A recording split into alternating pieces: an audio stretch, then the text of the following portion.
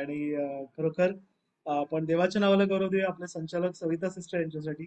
28 दिवस झाले प्रियानो ऑगस्ट महिन्याला, आणि त्या निरंतर फार आशीर्वादित असं संचालन आपणासाठी करत आहेत. आणि खरोखर देवाच्या कार्यासाठी कामकऱ्यांची गरज आहे, आणि देवाने कामकरी सोपवलेले आहेत. म्हणून आपण पिकाच्या देण्याकडे प्रार्थना करत आहोत, आणि अजून कामकरी सोपवावेत आपल्याला. जसे आपण सगळे आहोत, सविता सिस्टरचं संचालन आपण पाहिलेलं आहे, तर देवाने आपण सर्वांना प्रोत्साहन द्यावं. कारण येणाऱ्या दिवसामध्ये आपण अधिक असं म्हणू शकतो देवाच्या कामामध्ये वाढण्याचा प्रयत्न करणार आहोत, नाही का. आपलं ऑनलाईन संडे स्कूल, जसं मी आधी म्हणालो, देवाच्या नावाला गौरव की ऑनलाईन संडे स्कूल पुन्हा एकदा या आठवड्यापासून सुरू होत आहे. खरोखर आपण पहिलेच मला वाटतं जवळपास 8 महिने संडे स्कूल झालं नाही, बंद होतं 2025 वर्षामध्ये. आणि मी प्रामाणिकपणे सांगू इच्छितो प्रियानो, हे बंधू सतीश सुजाता दिदी किंवा माझ्याकडून आलेलं नाहीये. आपल्या मंडळीत, आपल्या प्रार्थना गटातीलच जी व्यक्ती आहेत त्यांनी विनंती केली. आपली बहीण नीता आहे, सीमा आहे, यांनी विनंती केली की दादा काही होऊ दे, लेकरांसाठी संडे स्कूल असणं फार गरजेचं आहे. आणि एक ओझं घेतलं त्यांनी. परमेश्वराच्या नावाला गौरव. आणि आपल्याकडे देवाच्या कृपेने बरेच शिक्षक आहेत. सीमा आहे, नीता आहे, सविता वहिनी आहेत, आणि विदुल आहे. आणि मी सर्वांना आवाहन करू इच्छितो प्रियानो, तुम्हाला सुद्धा जर ऑनलाईन संडे स्कूल घ्यायची इच्छा असेल, जरूर कळवा. ग्रुपवर कळवू शकता, किंवा बंधू सतीश सुजाता दिदी, प्रशांत दादा, स्तवन यांना सांगू शकता. आणि जरूर संडे स्कूल असं समजू नका लहान मुलांसाठी आहे. संडे स्कूल म्हणून त्याला संडे स्कूल म्हटलं जातं, चिल्ड्रन स्कूल नाही म्हटलं जात. बरेच जण आपल्या प्रार्थना गटामध्ये बरेचदा होतं की लेकरं संडे स्कूलला जॉईन होतात, परंतु बरेचदा मोठे लोक जॉईन होतात. तर बऱ्याच गोष्टी शिकण्यासारख्या असतात प्रियानो. हालेलुया.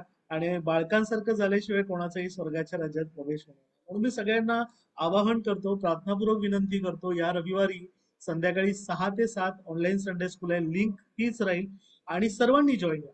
फक्त जॉईन होऊन तुम्ही अनुभव घेऊ शकता, हालेलुया, की लेकरांच्या मुखाद्वारे परमेश्वर कसं गौरव करून देतो, कसं देवाचं कार्य होतं. मी तुम्हाला पुन्हा एकदा आवर्जून सांगू इच्छितो, जुन्या कराराची पुस्तकं आपल्या संडे स्कूलच्या लेकरांना तोंडपाठ आहेत. नव्या कराराची पुस्तकं तोंडपाठ करण्याचा प्रयत्न करत आहेत. प्रभू येशू ख्रिस्ताचे 12 शिष्य लेकरांना. आता आपल्या गटामध्ये आपण जाणतो, आपण जर एकमेकांना विचारलं तर आपल्यापैकी बऱ्याच जणांना ही गोष्ट नाही सांगता येणार. हालेलुया. पण देवाची कृपा आहे, म्हणून आपण या लेकरांकडून बऱ्याच गोष्टी शिकण्यासारख्या आहेत. मी पुन्हा एकदा विनंती करतो, आपल्या प्रार्थनेत आठवण ठेवा. हालेलुया. प्रार्थनेची गरज आहे. ऑनलाईन संडे स्कूल कुठल्याही गोष्टीचा आरंभ अल्प असला तरी त्याचा शेवट पूर्ण करणारा तुमचा माझा परमेश्वर. म्हणून मी विनंती करतो, कारण ऑनलाईन संडे स्कूल हा असा एकमेव उपक्रम, एकमेव नाही म्हणू शकत, एक उपक्रम आहे जो 2020 पासून बरेचदा सुरू झाला आणि बंद झाला. सर्वांना कळकळीची विनंती करतो प्रियानो, ह्यावेळी आपण प्रार्थना करूया की हा उपक्रम बंद पडणार नाही. हालेलुया. आपण देवाकडे मागूया, आणि सगळ्यांना विनंती करतो आपल्या वैयक्तिक प्रार्थनेत आठवण ठेवा. आणि मी विशेष करून आवर्जून रिबेका सिस्टर यांच्यासाठी देवाच्या नावाला गौरव देतो. त्यांना उद्या डिस्चार्ज मिळणार आहे, आणि हॉस्पिटलमध्ये ऍडमिट आहेत प्रियानो. आपण सर्वांना एक धडा घेण्यासारखं आहे. आपण एकमेकांपासून शिकावं. पौल काय म्हणतो की जसा मी ख्रिस्ताचा अनुकारी आहे, तसे तुम्ही माझं अनुकरण करणार आहे. मी कालच आमच्या कौटुंबिक चर्चेमध्ये हे बोलत होतो, कारण आपल्या पवित्र शास्त्र अभ्यास प्रार्थनेआधी भोपाळच्या मंडळीची बायबल स्टडी चालू होती, जी अजूनही चालू आहे. आठवड्यातून एकच दिवस होते. पण ते प्रार्थना घेणारे ज्या पालखींबाई आहेत, त्यांनी एक फार सुंदर गोष्ट म्हणाली होती की तुम्ही, तुमचा प्रभू येशू ख्रिस्त तुमच्याबरोबर कुठे नसतो, कुठे नसतो. घरी, दारी, कामाच्या ठिकाणी, प्रवासात, आजारात, आरोग्यात, संपत्तीत, विपत्तीत, कुठे नसतो, सगळीकडे असतो. स्तोत्रकर्ता म्हणतो, पहा मी अधोलोकी आपलं अंथरून केलंस तरी तिथे तू आहेस. आणि म्हणून रिबेका सिस्टर यांच्याबद्दल देवाच्या नावाला गौरव की त्या हॉस्पिटलमध्ये ऍडमिट आहेत, आणि तिथून त्यांनी प्रार्थना केली. आपण सर्वांना ही गोष्ट शिकण्यासारखी आहे. जर आपला प्रभू येशू ख्रिस्त आपल्याला कोठेही सोडत नाही, मग आपण त्याला का सोडतो? आणि म्हणून मी सगळ्यांना विनंती करतो, कुठल्याही परिस्थितीत, संपतकाली, विपतकाली, विशेष करून संपतकाली चांगले समय येतात. कारण अजून एक मी गोष्ट सांगू इच्छितो, कोरोनामध्ये असे अनेक होते प्रिया, देवाच्या नावाला अनेक होते, 10 कुष्ठरोग्यांप्रमाणे. त्यांनी हॉस्पिटलमध्ये बसून, आयसीयू मध्ये बसून, पीपीई किट घालून वगैरे प्रार्थना जॉईन केली होती. रडून प्रार्थना केली होती की देवा आरोग्य दे. हिजकिया राजाप्रमाणे, देवा माझी वर्ष वाढव, मी तुझी सेवा करेन. आणि मला सांगायला खेद वाटतो, दुःख वाटतं की अगदी त्या 10 कुष्ठरोग्यांप्रमाणेच झाले. सगळे बरे झाले, आपल्या घरी गेले. विवेका सिस्टर प्रमाणे एखादाच परत आला. पण देवाच्या नावाला गौरव देऊया प्रियानो. आज तुम्ही आणि मी हा उत्तम वाटा निवडलेला आहे. आपण मरियेप्रमाणे उत्तम वाटा निवडले. आपण या वाट्याला घट्ट पकडून ठेवूया. आणि आपले जे भाऊ बहीण आहेत, ज्यांच्यापासून तो वाटा निसटलाय, आपण असं समजू नये प्रियानो की ते जास्त आपल्यापेक्षा पापी आहेत, अपराधी आहेत. नाही प्रिया, तुम्ही आणि मी सुद्धा कोणेके काळी तसे होतो. देवाने कृपा दिली. म्हणून आपण न थकता, प्रे विदाउट सीझिंग, प्रार्थना अखंड निरंतर करत राहा. संपर्क साधा. मी लवकरच, माझ्या लक्षात आहे प्रियानो, मी विसरलो नाहीये, लवकरच तुम्हा सगळ्यांना मी नावं देणार आहे. आपल्याला जी रात्रीची प्रार्थना करायची, जी जागरणाची प्रार्थना आहे, त्याच्या आधी मी गटातल्या प्रत्येक व्यक्तीची नावं, आपण जे प्रार्थनेत नियमित सहभागी होतो, तुम्हाला देणार आहे. आणि तुम्हाला जबाबदारी असेल की तुम्ही त्या व्यक्तीसाठी प्रार्थना करायची आणि त्यांना संपर्क साधायचा. प्रत्येक व्यक्तीला 1 किंवा 2 नावं दिले जातील. आणि जसं 2 नावं दिली जातील, क्षमा करा, मी त्या दिवशी पण बोललो होतो, एक नाव सोपं असणार आहे, एक नाव अवघड असणार आहे. सोपं करणार परमेश्वर आहे, पण मी सांगत आहे सगळेजण संपर्क साधूया. आपल्या हरवून गेलेल्या बांधवांना, बहिणींना प्रभू येशू ख्रिस्तामागे जाऊन शोधूया प्रिया. प्रभू त्यांना खांद्यावर घेऊन मेंढराप्रमाणे जेव्हा येईल, तेव्हा प्रियानो स्वर्गात जयोत्सव. हालेलुया. आपण आपल्या वचनाकडे येऊया. इफिस्करास पत्र याचा 4था अध्याय. आणि आपल्या बंधूंनी दिनचर्ये करता नियम या वचनांवरती काही मार्गदर्शन, काही मनन परवा घेतलं होतं. आपण त्याच्यामध्ये आज मी, माझी विनंती आहे की थोडं अजून खोलवर जाण्याचा प्रयत्न. बरेच संदर्भ आहेत, त्यामुळे सगळ्यांनी वाचण्याची संधी घ्या. सगळे बायबल घेऊन बसा. हालेलुया. बायबल घेणं फार महत्वाचं आहे. आणि मी विनंती करतो, ज्यांना सापडेल त्यांनी इफिस 4 वचन 25 पासून ते 28 पर्यंत वाचा.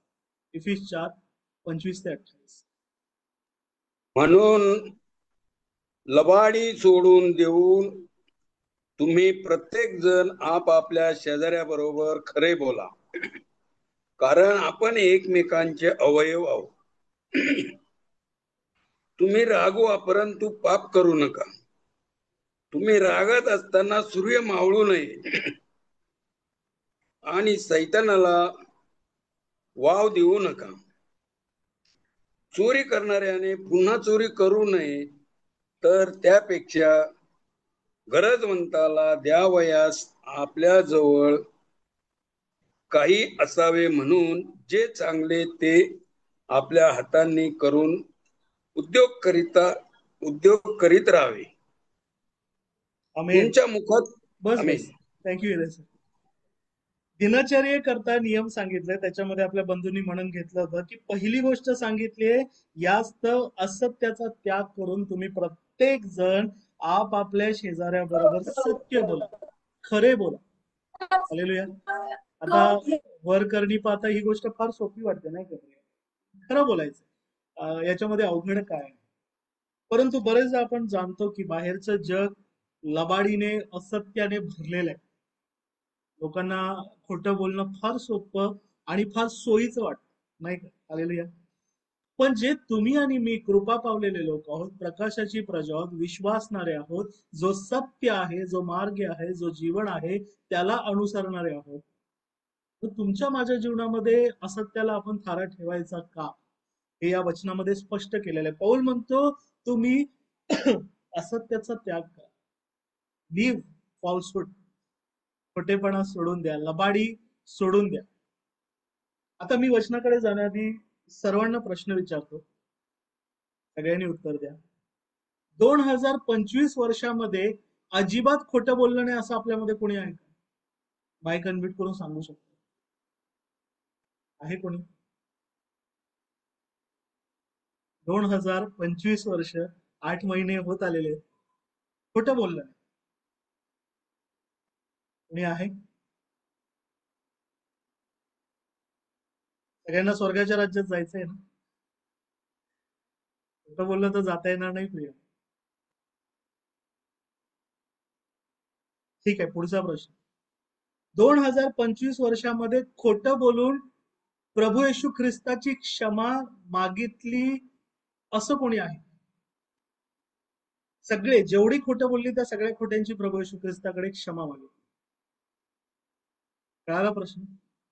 2025 वर्षामध्ये कळत नकळत मी खोटं बोललो म्हणून प्रभू येशू ख्रिस्ताची प्रत्येक वेळी क्षमा मागितली असं कोणी आहे का?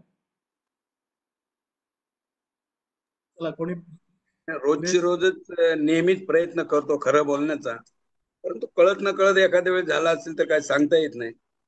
आणि प्रार्थना तर रोजच करतो, काही चुकलं असेल तर देवाजवळ क्षमा मागतो. येस येस येस, ते थँक्यू रे साहेब, मी त्या विषयाकडे येणारच आहे. कारण आपण सगळेच जण प्रियानो ती प्रार्थना करतो नाही का, प्रभू आम्ही कळत नकळत केलेल्या अपराधांची क्षमा, नकळत केलेल्या अपराधांची प्रभू क्षमा करतो प्रियानो, आणि कळत केलेल्या सुद्धा अपराधांची क्षमा करतो. पण आपण जाणतो प्रियानो की ख्रिस्ती जीवन, तुमचा माझा परमेश्वर पवित्र आहे, तर आपल्या जीवनामध्ये पापाला थारा नाही. मग ते कुठलेही पाप असो. आमचे एक पालक म्हणायचे की there is no grade in sin. पापामध्ये मोठं पाप छोटं पाप असं नाहीये, पाप पाप आहे. खोटं जरी बोललं, आपण खोटं जरी बोललो आहोत की छोटंही खोटं असेल तरी सुद्धा ते पाप आहे. आपल्या बंधूंनी वचनातून आपल्याला परवा सांगितलं होतं. आता मी थोडं अजून जवळ येतो. कोणी असं आहे का की ऑगस्ट महिना अजिबात खोटं बोललो? 28 दिवस झाले, पूर्ण ऑगस्ट महिना खोटं बोललो नाही. खरं बोलायचं बरं का, खऱ्या खोट्याचाच विषय चालू आहे. ऑगस्ट महिना खोटं बोललो नाही. असं कसं? सुजाता दिदी, बंधू सतीश हे तर वचनावर बोलणारे, मी वचनावर बोलणारेच लोक खोटं बोलतात, असं कसं होऊ शकतं? ऑगस्ट महिना कोणी आहे खोटं बोललो नाही, निर्धार करून ठरवून मी खोटं बोलणार नाही. माझं नुकसान झालं तरी चालेल, खोटं बोलणार आहे कोणी? आठवडा या रविवारपासून, विश्वासणाऱ्यांचा आठवडा रविवारी सुरू होतो. प्रभुवारी आपण चर्चला गेलो, हालेलुया, प्रार्थना केली. किती तारीख होती? मला वाटतं 25 तारीख होती, बरोबर? 25 रविवारी 24 तारीख होती. हालेलुया, 24 ना? 24 तारखेपासून आजपर्यंत 24, 25, 26, 27, 28 5 दिवस झाले. आहे कोणी 5 दिवसामध्ये खोटं बोललो नाही? 5 दिवसात तर कोणीतरी असायला हवं ना. 5 दिवस खोटं बोललो नाही. आहे कोणी प्रिया? असेल तर सांगा, घाबरू नका. आपण प्रभू येशू ख्रिस्त आपल्यामध्ये आहे, परमेश्वर आपल्यामध्ये. जर नाही बोललो तर नाही बोला, हरकत नाही. आहे कोणी? 28 तारीख, 28 ऑगस्ट 2025, काल रात्री 12 वाजल्यापासून ते आता 10 वाजून 28 मिनिटं झालेले, जवळपास 22 तास गेले. मागील 22 तासामध्ये एकही खोटं बोललो नाही, थोडंसंही एक शब्द सुद्धा खोटं बोललो नाही. आहे कोणी? आज मी आजची गोष्ट करतो, कोणी आहे खोटं बोललो नाही? कोणीच नाही. हालेलुया. आणि देवाचं वचन म्हणतं की असत्याचा त्याग करून सत्य बोला. मग आपण खोटं का बोलतो? का बोलतो? आपण जर म्हणतो की होय, मी पाण्याने आत्म्याने नव्याने जन्म घेतलाय, मी बाप्तिस्मा घेतलाय, जुना मनुष्य ख्रिस्ताचा वधस्तंभावर खेळलाय, आता माझ्या ठाई ख्रिस्त जगतो, म्हणजे माझ्या ठाई सत्य जिवंत आहे, मग मी खोटं का बोलतो? जुना मनुष्य डोकं वर काढतोय नाही का? जुना मनुष्य पाण्यामध्ये पुरलाच नाहीये, कारण जर तो पुरला असता तर त्याने डोकं वर काढलं नसतं. आपण काही वचन वाचूया, मी विनंती करतो. लेविय याचा 19वा अध्याय, वचन 1 ते 3 कोणीतरी वाचा. जुन्या करारामध्ये लेविय पुस्तक अध्याय 19 वचन 1 ते 3.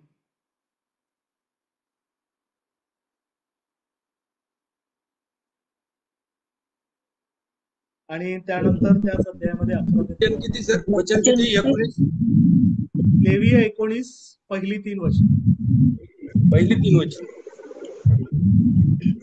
त्यांना परमेश्वर सापडलं मोसेला म्हणाला, इस्रायलाच्या सर्व मंडळीस सांग की तुम्ही पवित्र असावे, कारण मी परमेश्वर तुमचा देव पवित्र आहे.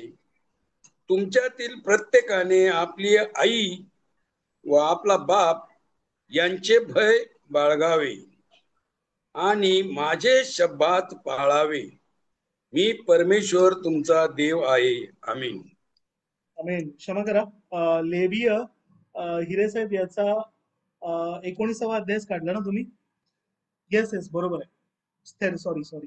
लेवी 19 मध्ये परमेश्वर म्हणत आहे, इस्रायलाच्या सर्व मंडळी सांग, तुम्ही पवित्र असावे कारण तुमचा देव परमेश्वर पवित्र आहे.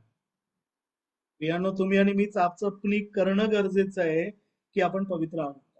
या वचनामध्ये एक संदर्भ थोडा मी बाहेरचा घेतलाय, पण तो संदर्भ महत्वाचा आहे. परमेश्वर म्हणत आहे, तुम्ही मूर्तींकडे वळू नये आणि आपल्यासाठी ओतीव देव करू नयेत. मी परमेश्वर तुमचा देव आहे. आज आजूबाजूला भरपूर मूर्तीपूजा चालू आहे. आपण सावध होऊया म्हणून त्यासाठी मी ते वचन वाचायला सांगितलं. मी पुन्हा एकदा सगळ्यांना सावधगिरीचा इशारा देतोय. आजूबाजूला भयंकर गोष्टी चालू आहेत, परंतु तुम्ही आणि मी, आपण कोणीही त्यात मिसळणारे असू नये. आपल्या घराच्या आजूबाजूला, आपल्या ऑफिसमध्ये, आपल्या कुठल्याही ठिकाणी आपण त्या ठिकाणी उभं सुद्धा राहू नये. हालेलुया. आणि आपल्या लेकरांना सुद्धा जाऊ दे. लेकरं रडतील, रागवतील, ओरडतील, वाईट वाटेल, त्यांना कळणार नाही प्रिया. पण जेव्हा मोठं होतील तेव्हा तुमचे माझे प्रभू येशू ख्रिस्तामध्ये आभार मानतील की तुम्ही आम्हाला वळण लावलं, तुम्ही आम्हाला सांगितलं की या वाईट गोष्टीकडे जाऊ नको. हालेलुया. ती आपली ख्रिस्तामध्ये जबाबदारी आहे. म्हणून मी पुन्हा एकदा प्रियांनो सांगत आहे, मूर्ती पूजेकडे वळू नये आणि ओतीव देव जे आहेत तिथे आपण जाऊन उभं सुद्धा राहू नये. त्यांचा उच्चार सुद्धा आपल्या मुखात नसावा. आपल्यातले बऱ्याच जणांना वाईट सवय आहे, मी स्पष्ट बोलतो. देवाचं वचन सांगतं मूर्तींचा उच्चार सुद्धा असणं तुमच्या माझ्या मुखात असणं पाप आहे, कारण त्या मूर्तींच्या मागे दुरात्मे दडलेले आहेत. बरेच जण म्हणतात ना, ह्याची सुट्टी त्याची सुट्टी. नका घेऊ प्रिया. तुम्हाला आठवत असेल, मी आधी सुद्धा सांगितलं होतं, तुमच्या कॅलेंडरमध्ये ते शब्द असतील ते शब्द मिटवा. आपल्या गटामध्ये श्वेता सिस्टर यांनी मला सांगितलं होतं की आम्ही मिटवले म्हणून. आता मी जाणत नाही, तुम्ही जाणता प्रियानो किती जणांनी मिटवले. मिटवून टाका.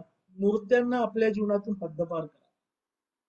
आता हिरे साहेब सोडून कोणीतरी संधी घ्या. त्याच अध्यायामध्ये थोडं पुढे जाऊया. वचन 11 ते 13 कोणीतरी वाचा. लेवी 19 वचन 11 ते 13.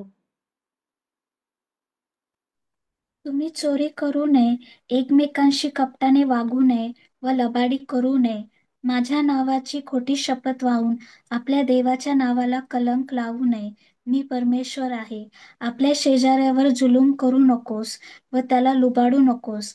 मजुराची मजुरी रात्रभर, दिवस उजाडेपर्यंत आपल्याजवळ ठेवू नकोस. आमेन. परमेश्वर म्हणत आहे, तुम्ही चोरी करू नये, एकमेकांशी कपट करू नये आणि खोटे बोलू नये. इतकं सोपं आहे ख्रिस्ती जीवन. खोटं बोलूच नका. नाही बोलायचं खोटं. आपलं बोलणं खरं तर होय, नाही तर नाही. त्याच्यापेक्षा जर जास्त आपण काही बोलतोय तर पाप आहे.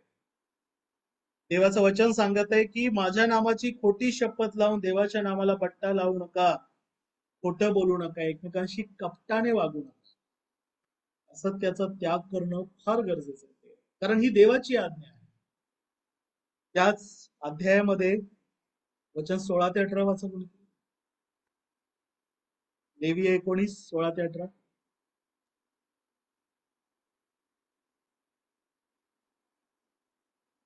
आपल्या लोकांमध्ये चहाड्या करीत इकडे तिकडे फिरू नको.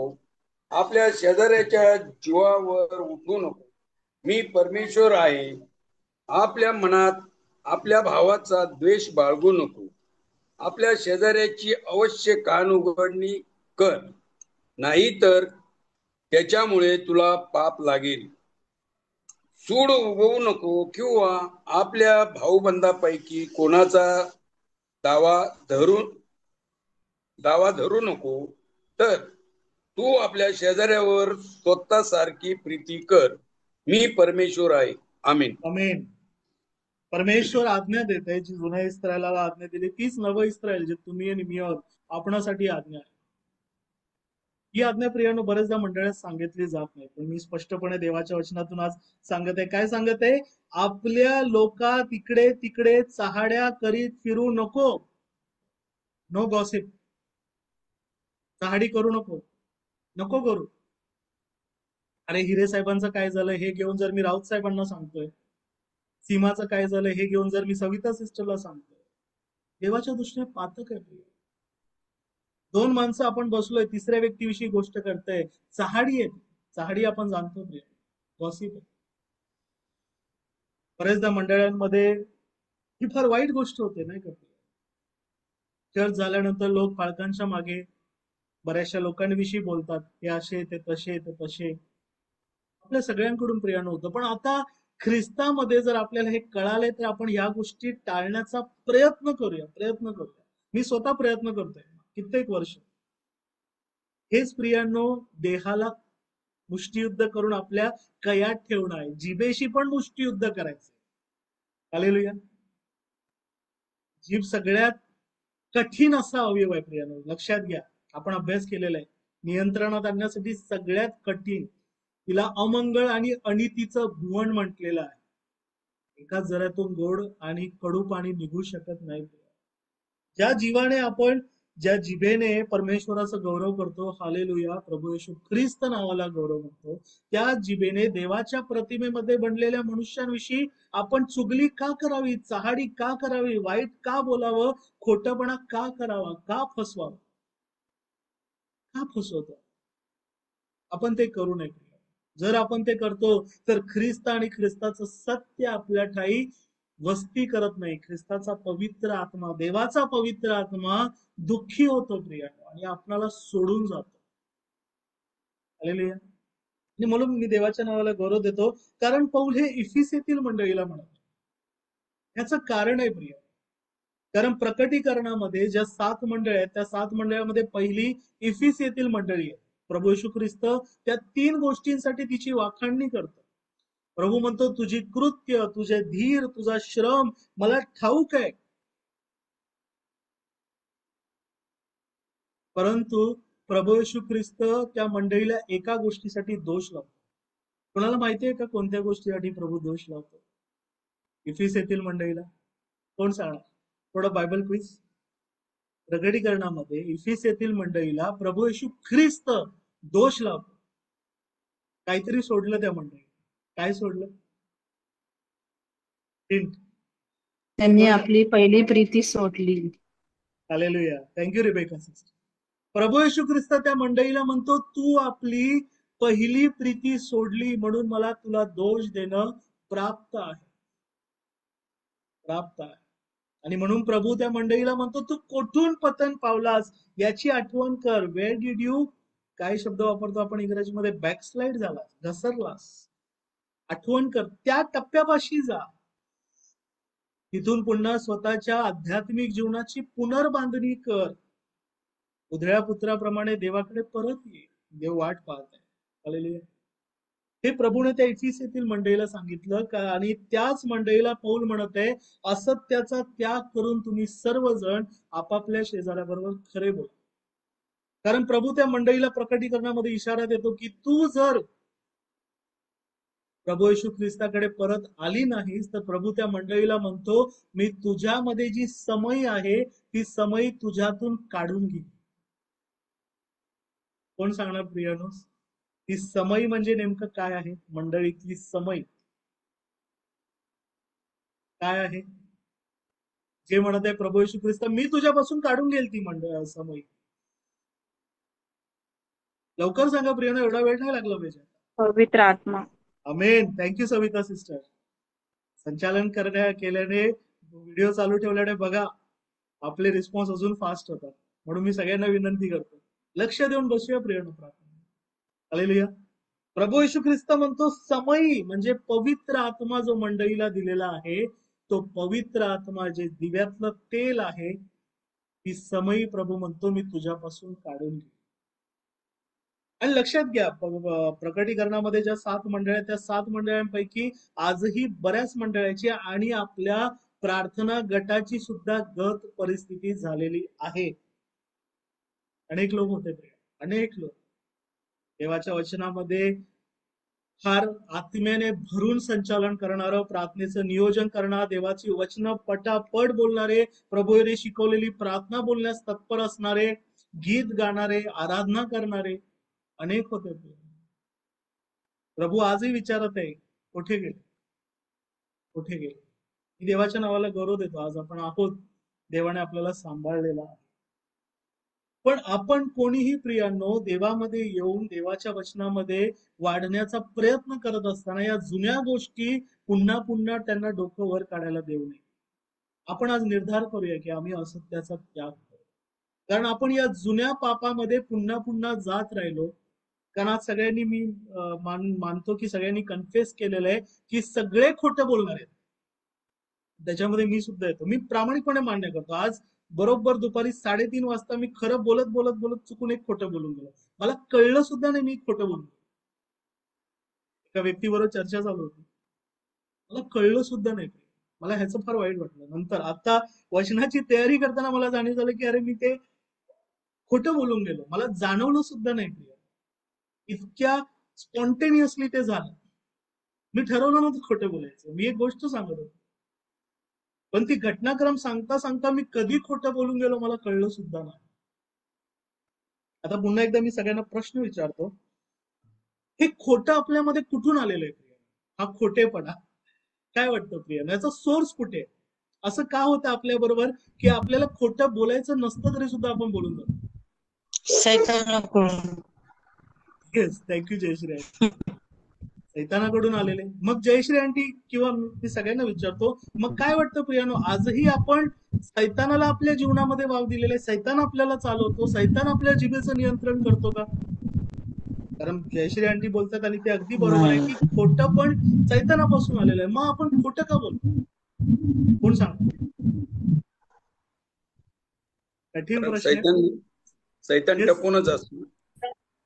सैतान टपून असतो, बरोबर आहे. पण आपण तर ख्रिस्ताची लेकरं आहोत. मग आपल्या तोंडातून खोटं का निघतं?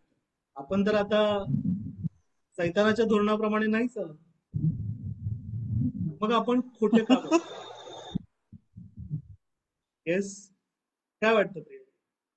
आणि कळत आणि नकळत सुद्धा, जसं हिरे साहेब म्हणाले ना, नकळत सुद्धा आपण खोटं बोलतो. कुठून आलेलं आहे खोटेपण? सैतानापासूनच आलेलं. हालेलुया. पण मग तो सैतानापासून जर आलेला आहे तर तो सैतानापाशीच थांबला पाहिजे, आपल्यामध्ये का शिरतोय अजून? हॅलो. हा बोला जयश्री. हॅलो. Yes yes. कारण की आज 2-3 दिवसापूर्वी माझे सगळे नातेवाईक विधर्मीच आहेत. तर त्यात माझ्या मोठ्या बहिणीची जी मुलगी आहे, 2 मुली आहेत, त्यांच्याकडे गौराई वगैरे बसतात, गणपती बसतात. तर मला फार आग्रह केला की मावशी तू ये ना ग, नुसतं बघायला लांबून ये. मी म्हटलं कृपा करून मी येऊ शकत नाही आणि काही सांगू नका. आणि मला खरंच माझी तब्येत बरी नाही तेव्हा मी खोटं बोलले आणि तिने समजले की जाऊ दे मावशीला यायचंच नाही. मी तुला आधी पण याच्या पूर्वी पण सांगितलं ते सोडून मला कुठेही सांग, पण त्या वेळेला मला बोलवू नको, कृपा करून मी येऊ शकणार नाही. तू किती मला रागवलीस किंवा नाराज झालीस तरी चालेल, पण मी येऊ शकत नाही. आणि नाही तुला मी पुरणपोळीचं जेवण बनवते, पुरण देते तुला हे करायला. म्हणलं मला काही नको, मला काहीच नकोय. मला बरं नाही, मला तुला म्हणत देवा मला क्षमा कर, मी असं बोलले. हालेलुया, देवाच्या नावाला करू. थँक्यू जयश्री सर, तुम्ही क्षमा मागितली नाही का? कारण हा एक फार मोठा गोंधळ आहे आणि तो विषय पण आपण समजण्याचा प्रयत्न करू. कारण बंधू सतीश यांनी सुद्धा तो विषय परवा हाताळला होता. राहाब वेश्या जी होती ती देवाच्या लोकांना, इस्रायलचे जे हेर होते त्यांना वाचवण्यासाठी खोटं बोलली होती. ती म्हणाली होती, तिच्याकडे चौकशीला जेव्हा गेले सैनिक तेव्हा ती म्हणाली ते हेर आले होते खरे, परंतु ते कुठल्या वाट्याने गेले मला माहिती नाही, कदाचित या डोंगराच्या वाट्याने गेले आणि तिने त्यांना खोट्या वाट्याने पाठवलं. खऱ्या अर्थाने तिने घराच्या ताब्यावर त्यांना लपवून ठेवलं, नाही का प्रिय? चांगलं करण्यासाठी, देवाची आज्ञा पाळण्यासाठी जर एखादं छोटं खोटं बोलावं लागलं आपल्याला, चालेल का? काय वाटतं? देवाच्या वचनानुसार चालेल का? घाबरू नका, चुकलं तर चालेल. चालेल. येस. देवासाठी थोडं खोटं बोललं तर चालेल, कारण क्षमा मागू, देव आपल्याला क्षमा करेल. येस, देवासाठी थोडं खोटं बोललो चालेल. थोडस खोटं बोललं काय बिघडतं, नाही का? एखाद्याच्या भल्यासाठी आहे, देवाच्या कार्यासाठी मी खोटं बोलतो, नाही का? I am doing what God is planning, नाही का? देवाच्या इच्छेप्रमाणे मी करतोय हो. थोडस खोटं बोललं काय फरक पडतो? मी सगळ्यांना एक प्रश्न विचारतो आणि ज्यांना हवं त्यांनी उत्तर द्या. कारण विषय सोपा वाटतो तेवढाच गंभीर आहे, महत्वाचा आहे. तुमचा माझा प्रभू येशू ख्रिस्त कधी खोटं बोलला का? देवाचं कार्य करण्यासाठी. नाही. रेबेका नाही. सिस्टर नाही बोलतो. कोणाला वाटतं प्रभू खोटं बोलला? हा, खोटं बोलला तुमचा माझा प्रभू येशू? देवाचंच काम करायचंय. कधी वाचण्यात तर आलं नाही. नाही बोलला प्रियांनो. तुमचा माझा प्रभू येशू ख्रिस्त सत्य आहे, त्याच्या ठाई असत्य अजिबात नाही. त्याच्या जिभेतून सत्यच निघालं प्रिया. होय तर होय, नाही तर नाही. त्याच्यापेक्षा जे काही येते पाप आहे. आज तुमच्या माझ्या मनात संभ्रम असेल, आपण वचनातून तो दूर करूया. मी विनंती करतो प्रिया, समजूया. आपण म्हणतो बरेचदा चांगलं करण्यासाठी, देवाचं काम करण्यासाठी मी थोडं खोटं बोललो, काय बिघडतं? काय बिघडतं ते वचनातून समजूया. मी विनंती करतो, एवढा संदर्भ वाचून आपण थांबूया. पहिले राजे त्याचा 22वा अध्याय, थोडा मोठा संदर्भ. हिरे साहेब आणि सीमा सोडून कोणीतरी वाचा. पहिले राजे 22 वचन 19 ते 25. पहिले राजे 22 19 ते 25.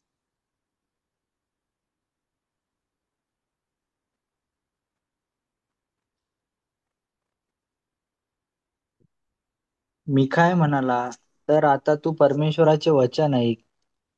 परमेश्वर आपल्या सिंहासनावर विराजमान झालेला व त्याच्या उजवीकडे व डावीकडे स्वर्गातील सर्व सेना उभी आहे असे माझ्या दृष्टीस पडले. परमेश्वर म्हणाला, अहाबाला असा कोण मोह घालील की तो रामोत किल्ल्यावर चाल करून तेथे पतन पावेल. तेव्हा कोणी तसे म्हटले. त्यावेळी एक आत्मा जवळ येऊन परमेश्वरासमोर उभा राहिला आणि म्हणाला, मी त्याला मोह घालतो. परमेश्वराने विचारले, कसा? तो म्हणाला, मी जाऊन त्याच्या सर्व संदिष्टांच्या मुखात असत्य वदवणारा आत्मा होईल. परमेश्वर म्हणाला, तू त्याला मोह घालशील. जा, तुझ्याकडून हे होईल तसेच कर. आमेन. वचन 25 पर्यंत असतं. तर पहा, परमेश्वर तुझ्या ह्या सर्व संदिष्टांच्या मुखात असत्य वदवणारा आत्मा संचारवला आहे. तुझे अनिष्ट होणार असे परमेश्वर बोलला आहे. तेव्हा कनानाचा पुत्र सिदकिया मिखायाजवळ गेला आणि त्याच्या तोंडात मारून त्याने विचारले, परमेश्वराचा आत्मा मला सोडून तुझ्याशी बोलायला कुठून गेला? मिखाया त्याला म्हणाला, तू लपण्यासाठी घराच्या आतल्या कोठडीत पळून जाशील तेव्हा तुला कळेल. आमेन. आपण जाणतो प्रियानो, अहाब राजाच्या काळी अहाब राजा आणि यहोशाफाट हे एकत्र सैन्य घेऊन त्यांच्या शत्रू सैन्याशी लढण्यासाठी गेले होते, नाही का? आणि वचनामध्ये लिहिलेलं आहे, आरामाच्या राजाबरोबर युद्ध करायला जात असताना यहोशाफाट म्हणाला, कारण 400 संदेष्टे म्हणत होते, ज्याच्यामध्ये कनानाचा पुत्र सिदकिया हा प्रमुख होता. त्याने लोखंडाची शिंग करून आणली होती आणि तो म्हणत होता, अशा शिंगांप्रमाणे तू आरामी राजाला हुंदडून काढशील. पण यहोशाफाट जो यहुदाचा राजा होता, तो इस्रायलाचा राजा अहाब याला म्हणाला की मला हे काही खरं बोलणारे वाटत नाही. 400 लोक, लक्षात घ्या, हे पण समजा प्रिया. जास्त लोक बोलतात म्हणून ते खरं असेल असं नाही. Hallelujah. The majority says that's why it is truth. हे खरं आहे असंही नाही प्रिया. किंवा अगदी असं जोरात ओरडून टेबलावर हात आपटून एखादा व्यक्ती म्हणत आहे, ओरडून म्हणत आहे म्हणून ते खरं असेल असं नाही प्रिया. समजूया. हे वचनामध्ये लिहिलेले अहाब राजा म्हणतो की एक संदिष्ट आहे, तो आला नाहीये. तो नेहमी माझ्या विरोधात बोलतो. कारण यहोशाफाटाला माहिती होतं अहाब राजा पापी. यहोशाफाट म्हणाला, त्याला बोलवून आणा राजा, असं बोलू नका. आणि जेव्हा तो संदेष्टा, ज्याचं नाव लिहिलेलं आहे मिखाया, त्याला बोलावून आणलं, तेव्हा पहिल्यांदा, लक्षात घ्या ही गोष्ट फार महत्वाची, पहिल्यांदा मिखाया सुद्धा खरं बोलला नाही. हालेलुया. म्हणून मी सांगतो, या विषयावर आपण थोडा वेळ घेऊ. वचनामध्ये मिखाया सुरुवातीला म्हणत आहे, सर्व इस्रायल लोक मेंढपाळा वाचून असलेल्या मेंढरांसारखे डोंगरावरून विखरले आहेत असे मला दिसले. तेव्हा परमेश्वर म्हणाला, यास कोणी धनी नाही, तर हे आपापल्या घरी सुखरूप परत जाव. असं मिखाया. आणि मग अहाब म्हणाला, हा माझ्या संबंधाने अनुकूल संदेश सांगावायचा नाही तर प्रतिकूलच सांगणार, असं मी सांगितलं नव्हतं का? असं यहोशाफाटाला म्हणतो. आणि मग मिखाया म्हणतो, आता तू परमेश्वराचं वचन ऐक, मी तुला खरं सांगतो काय झालं. आणि आपण जाणतो मिखायाने काय म्हटलेलं आहे की परमेश्वर स्वर्गामध्ये राजाधिराज तुमचा माझा प्रभू सिंहासनावर आहे, त्याच्या उजवीकडे जावीकडे देवदूतांची सेना आहे. आणि परमेश्वर म्हणत आहे आहाब जो आहे ज्याचा नाश करायचं परमेश्वराने ठरवलं आहे, त्याचा नाश व्हावा, त्याचं पतन व्हावं, म्हणून त्याला कोण मोह घालील? मोह कोण घालतं प्रिया? सैतान. सैतान, दुरात्मे. मोह परमेश्वर घालत नाही प्रिय. म्हणून वचनामध्ये लिहिले एक आत्मा परमेश्वरासमोर उभा राहिला. वचनात लक्षात घ्या, तो दुरात्मा आहे, आज्ञा मोडणारा, पाप करणारा. आणि तो आत्मा परमेश्वराला म्हणतो की मी जातो, मी संदेष्टाच्या मुखात असत्य वदवणारा आत्मा होईल.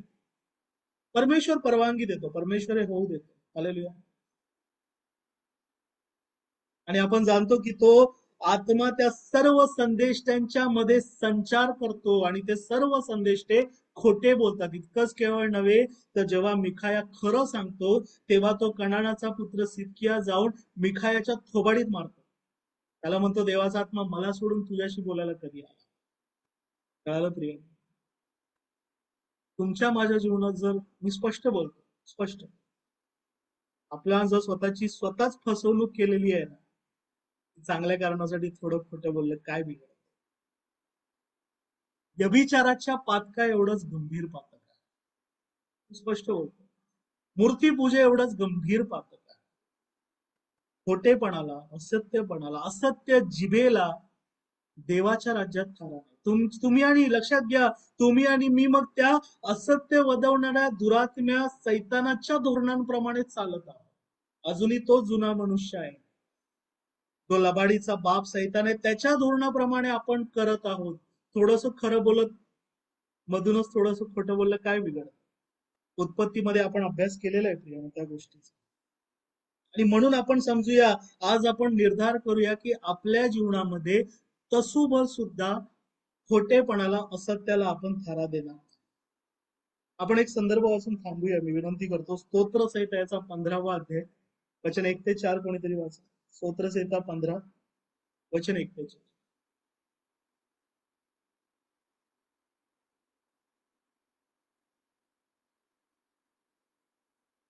वाचक वर्ग. हे परमेश्वरा, तुझ्या मंडपात कोण वस्ती करीन? तुझ्या पवित्र डोंगरावर कोण राहीन? तो सात्विकतेने चालतो व नीतीने वागतो, मनापासून सत्य बोलतो, आपल्या जिभेने चुगली करीत नाही, आपल्या सोबत्याचे वाईट करीत नाही, आपल्या शेजाऱ्याची निंदा करीत नाही, अधमाला तुच्छ लेखितो, परमेश्वराचे भय बाळगणाऱ्याचा सन्मान करतो. आपण वाहिलेल्या शपथेने स्वतःचे अहित झाले तरी तो मोडीत नाही. आमेन. बस, थँक्यू शेतेश. परमेश्वराच्या मंडपात तुम्हाला मला वस्ती करायची आहे, त्याच्या पवित्र डोंगरावर राहायचंय प्रियांनो. तर वचन स्पष्ट सांगतो, जो सात्विकतेने चालतो, नीतीने वागतो आणि आपल्या मनापासून सत्य बोलतो. मनामध्ये सुद्धा खोटं नाही बोलायचं. खोटेपणा डिक्शनरीतून काढून टाका, डिक्शनरीतून. कारण आपण जर खोटं बोलतोय तर असत्य वदवणारा आत्मे, दुरात्मे, सैतान यांना आपल्या जीवनामध्ये शिरण्याचा कोपरा देतोय. लक्षात घ्या, पापाद्वारे काय होतं? पापाने कोणाचं नुकसान होतं? आपलंच नुकसान. आपल्या जीवनामध्ये पुन्हा पापाद्वारे मरण, पापाचं वेतन मरण आहे, पुन्हा मरण राज्य करू लागतं. म्हणून आपल्यामध्ये आपण बरेचदा बोलतो नाही का, मी प्रार्थना करतो, देव उत्तर देत नाही, देव उत्तर देत नाही. आम्ही एवढं चर्चला जातो, उपवास करतो, दशांश देतो, बायबल स्टडीला बसतो, देवाची आराधना करतो, पवित्र शास्त्र वाचतो, मग आमच्या जीवनामध्ये देव आमच्याशी बोलत का नाही? देव आमच्या प्रार्थनेचं उत्तर का देत नाही? देव त्याचे संकल्प आम्हाला प्रकट का करत नाही? आम्ही कित्येक दिवस, कित्येक महिने, कित्येक वर्ष प्रार्थना करतोय, प्रार्थनेचं उत्तर का मिळत नाही?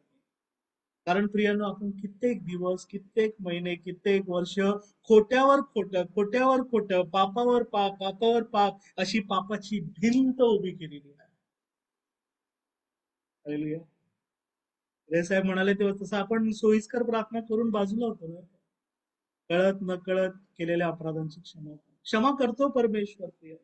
पण पाप करीत राहणं आणि ख्रिस्ताची संयुक्त असणं हे परस्पर विरोधी आहे. रोमकरासपत्र अध्याय 5 मध्ये आपण अभ्यास केलेला आहे. रोम 6 मध्ये कृपा वाढावी म्हणून आपण पापात राहावे काय? कधीच नाही. जो पापाला मेला तो आता नवी उत्पत्ती आहे. तो आता ख्रिस्ताशी संयुक्त झालाय. आता मी माझ्या खोटेपणासह स्वतःला पुरलेला आहे आणि आता माझ्या ठाई ख्रिस्त जगतो. ख्रिस्त जगतो तो ख्रिस्त खरं बोललेला आहे. ख्रिस्ताच्या ठाई खोटेपणा नाही. तसूवर सुद्धा. मग माझ्या ठाई खोटेपण कसं ठेवलं? मी सगळ्यांना आणि स्वतःसाठी सुद्धा देवाकडे विनंती करतो, प्रार्थनापूर्वक विनंती करतो. आज 28 ऑगस्ट 2025 आपण निर्धार करूया, माझ्या जीवनातून खोटेपणाला मी हद्दपार करेन आणि चांगलं कारण असो वाईट कारण असो त्याला पुन्हा येऊ देणार. आपण इकडे थांबूया. इथून पुढची वेळ आपले संचालक सविता सिस्टर त्यांचे. आमेन. परमेश्वराच्या नावाला धन्यवाद. आज खरंच आपल्याला एक पापाची जाणीव करून दिली दादांच्या द्वारे परमेश्वराने. आपण छोटं जरी खोटं आहे ते पाप आहे, तर आपण प्रयत्न करू की ते छोटंही आपल्यामध्ये ते पाप नसलं पाहिजे, कारण परमेश्वराला आवडत नाही, तर ती गोष्ट आपण नाही करायची. पण देवाकडे प्रार्थना करू आणि देवाची कृपा मागू. आपण इथून पुढे प्रभूने शिकवलेली प्रार्थना आणि या रात्रीचे गीत. हे आमच्या स्वर्गातील बापा, तुझे नाव तुझे नाव पवित्र पवित्र तुझे राज्य हो. त्याचे तसे स्वर्गात तसेच पृथ्वीवर इच्छेप्रमाणे इच्छेप्रमाणे आमची रोजची भाकर आज आमची आम्हाला रोजची भाकर आणि आज जसे आम्ही आमच्या अपराधांची क्षमा केली आहे तसेच तू आमच्या अपराधांची क्षमा कर. आमची आणि आणि आम्हास परीक्षेत आणतोस तर आम्हास वाईटापासून सोड. कारण की राज्य कारण सामर्थ्य आणि वर- बळ ही सर्व सर्व काळ काळ. तुझीच. आमेन. या या रात्री ईश्वरा तू माझला सांभाळ आयुष्यभर रात